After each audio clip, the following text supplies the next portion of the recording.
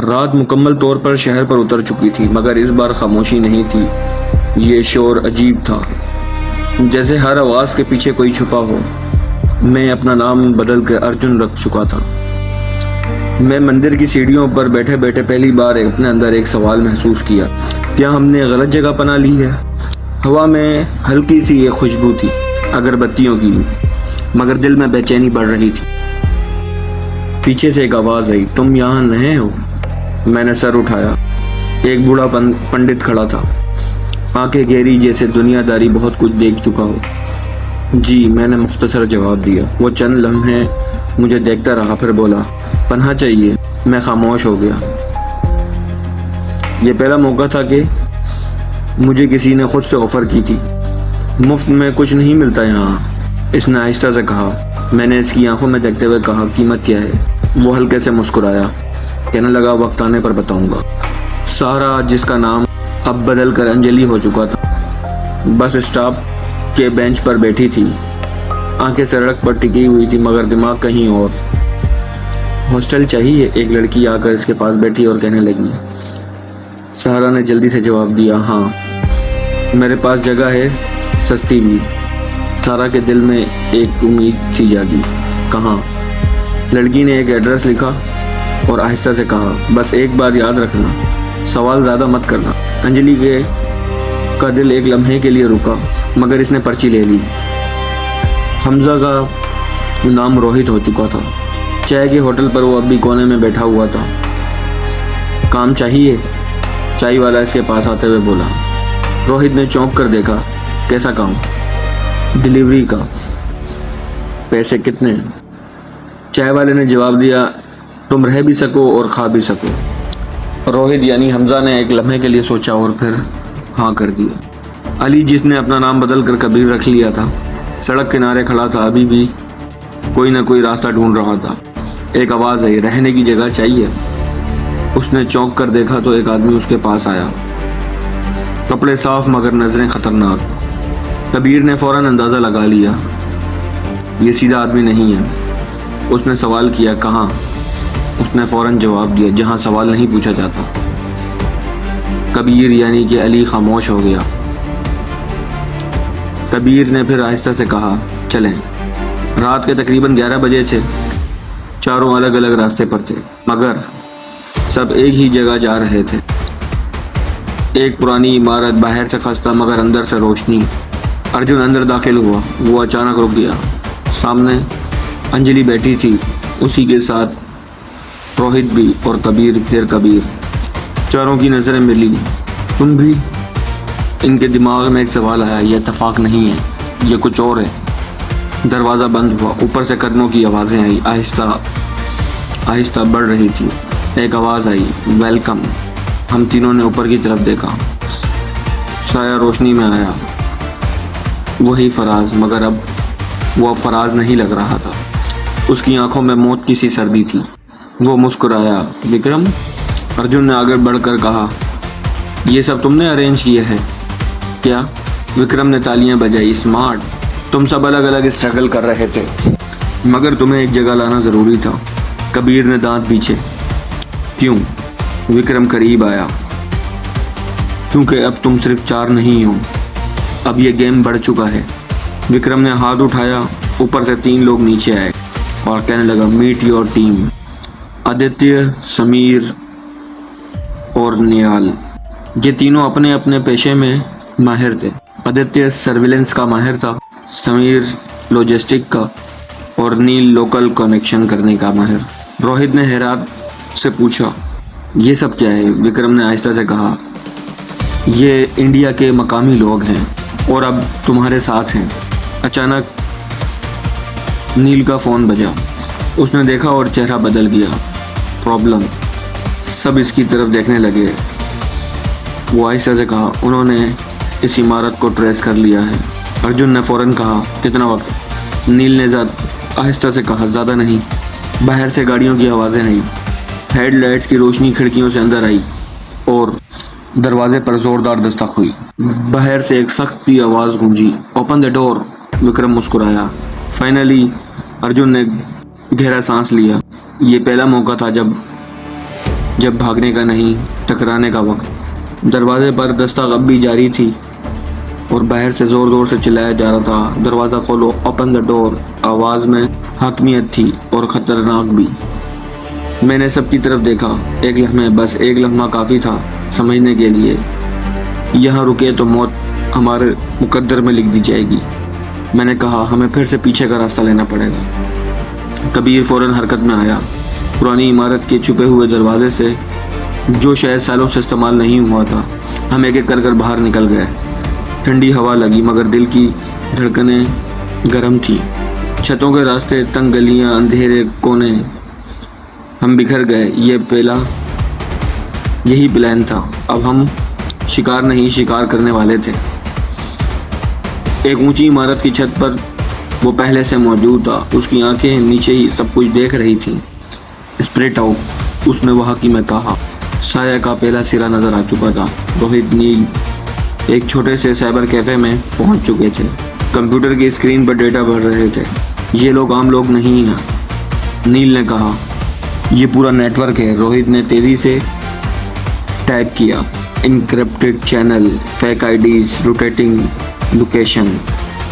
वो रुका ये और कहने लगा, ये किसी एक बंदे का काम नहीं हो सकता।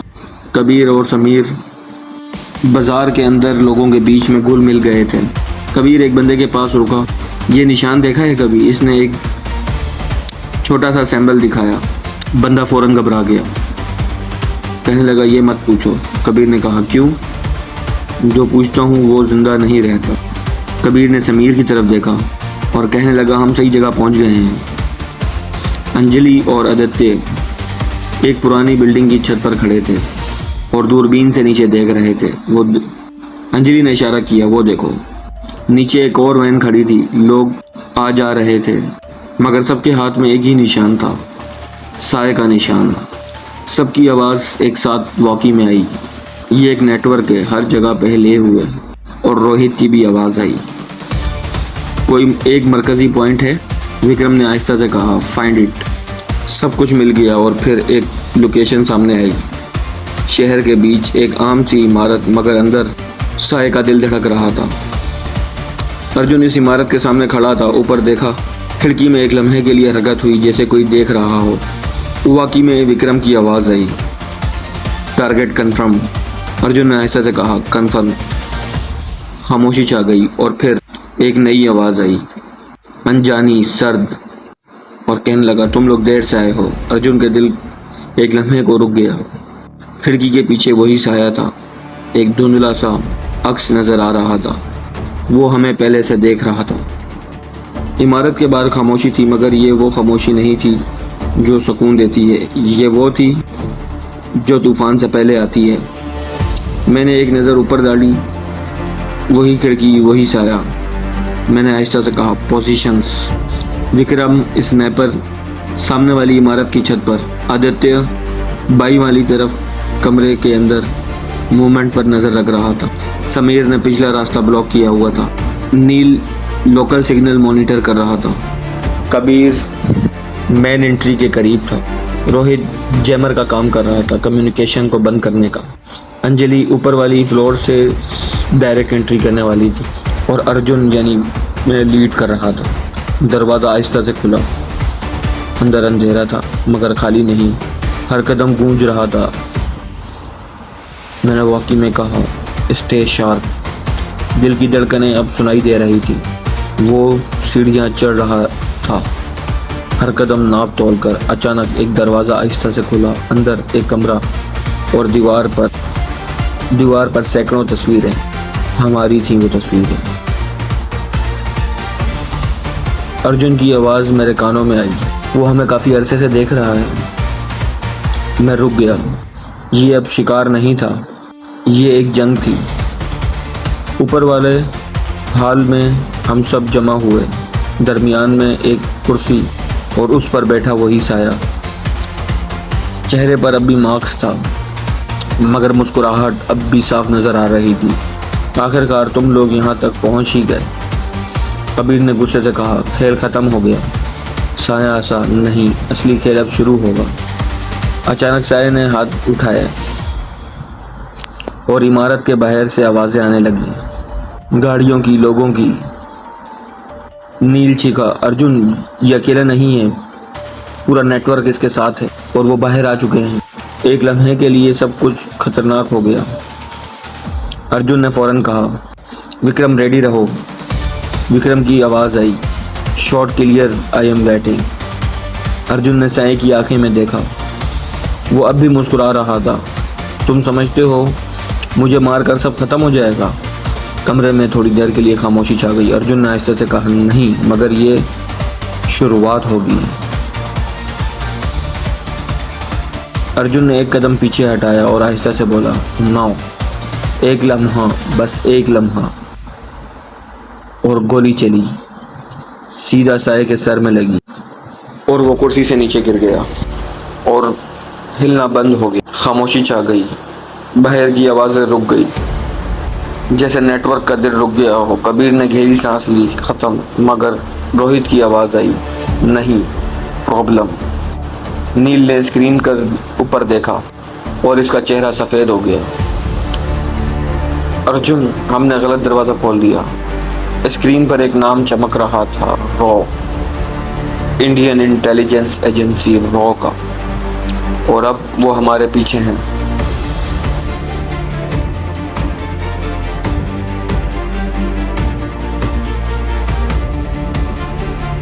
दूर कहीं एक ऑफिस में एक अफसर फाइल बंद करते हुए कह रहा था, target confirm, kill the shadow. वो हल्के से मुस्कुराया, नाउ फाइंड देम। इमारत के अंदर अब भी खामोशी थी। सह की लाश हमारे सामने पड़ी थी, मगर अजीब बात यह थी, किसी को सुकून नहीं मिला। मैंने लाश को देखा, ये ख़त्म नहीं हुआ। कबीर ने फ़ौरन कहा, भाई सर तो ख़त्म हो गया, नेटवर्क अभी टूट जाएगा। मैंने ऐसा से कहा, नहीं, ये सिर्फ एक हिस्सा था। रोहित ने लैपटॉप खोला, गाइस हमें फ़ौरन यहाँ से निकलना होगा। मैंने कहा, क्यों? उसने स्क्रीन हमारी तरफ मोड़ी, लाइव ट्रैकिंग, हमारी लोकेशन सब देख रहे हैं। नील ने धीरे से कहा, यह हमारा सिस्टम नहीं है। खामोशी। फिर कौन? रोहित ने गहरी सांस ली, रॉ। बाहर सड़क पर काले शीशों वाली गाड़ियां रुक रही थीं। हम गैरेज जा रहे थे।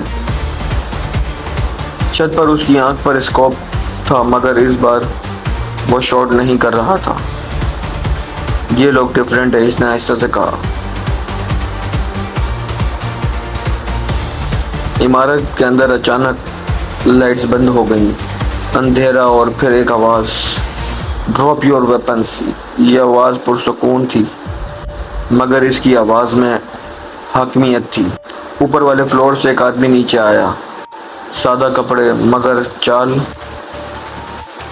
खतरनाक हद तक कंट्रोल में। तुम लोग बहुत अच्छा खेल रहे थे। वो रुका, हम सबको देखते हुए बोला, मगर अब तुम्हारे खेल मैं हूँ। कबीर ने गुस्से में बंदूक उठाई और कहने लगा, हम किसी के भी खेल में नहीं हैं। उसने ऐसा से कहा, वेपन डाउन कर लो, एक सेकंड मेरी बात समझो।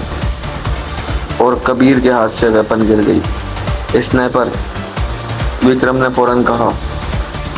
अर्जुन ने कहा, इनके पास भी स्नाइपर है।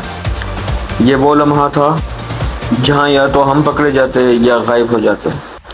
अर्जुन ने आहिस्ता से कहा, प्लान बी। अचानक पीछे वाले हिस्से में जोरदार धमाका हुआ, धूल, चीखें और मूव की आवाज़ें। हम सब मुख्तलिफ रास्तों में बिखर गए।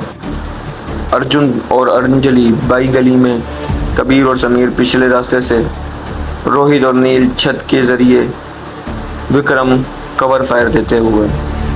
वो छत पर खड़ा था। इसने आखिरी बार स्कोप से देखा, नीचे वही अफसर खड़ा था और वो सीधा विक्रम को देख रहा था। अफसर ने आहिस्ता से कहा, इंटरेस्टिंग। रात कुछ गुजर चुकी थी। सब एक जगह पर दोबारा मिले, थके हुए, जख्मी, मगर जिंदा। रोहित ने आहिस्ता से कहा, हम बच तो गए। अर्जुन ने सर हिलाया, नहीं, हम सिर्फ इनके नज़र से ओझल हुए हैं। नील ने फ़ौरन निकलने का, और एक मैसेज आया था अननोन नंबर से। क्या मैसेज आया था? We know who you are, और साथ चारों की तस्वीरें भी थी। अर्जुन ने आहिस्ता से कहा, अब ये जंग हमारी नहीं रही, ये जंग अब हमारे खिलाफ है।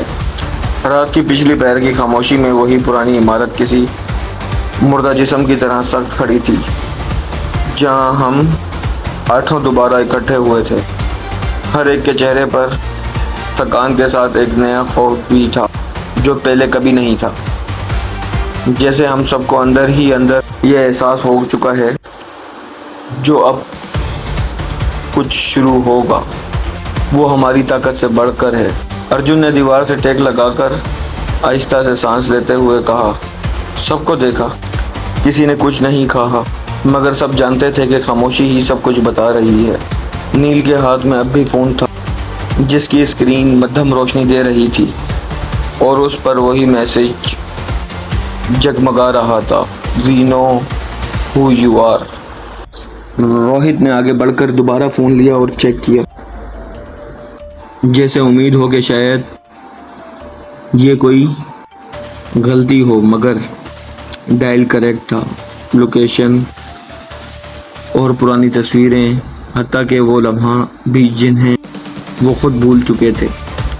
कबीर ने गुस्से में मुट्ठियां बीछी, दीवार पर मारी।